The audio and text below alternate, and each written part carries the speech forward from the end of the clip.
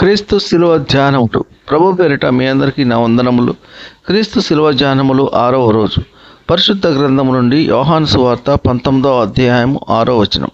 ప్రధాన యాజకులను బంట్రోతులను ఆయనని చూసి సిలువ వేయము, సిలువ వేయము అని కేకలు వేయగా, పిలాతు ఆయన యందు ఏ దోషమును నాకు కనబడట్లేదు గనుక మీరే ఆయనను తీసుకొని పోయి సిలువ వేయడని వారితో చెప్పాను.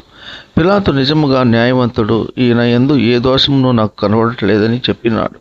కానీ న్యాయము జరిగించడానికి భయపడుచున్నాడు.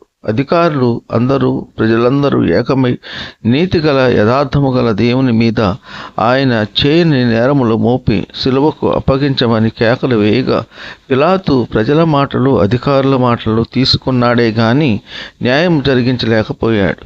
ప్రస్తుతము మనము ఉన్న ఈ రోజుల్లో కూడా న్యాయవంతులను, యథార్థముగా ఉన్నవారిని పక్షమున నిలబడి ఉండటానికి ఎవరు అంగీకరించరు. కానీ దేవుడు యథార్థవంతుల పక్షమున, ఏ దిక్కు లేని వారి పక్షమున ఉండి న్యాయము జరిగించగలరు. మనకు ఎవరు తోడు లేకపోయినా, నా అనేవారు ఎవరు లేకపోయినా దేవుడు మన పక్షమున ఉండి అద్భుత కార్యములు జరిగించగలరు.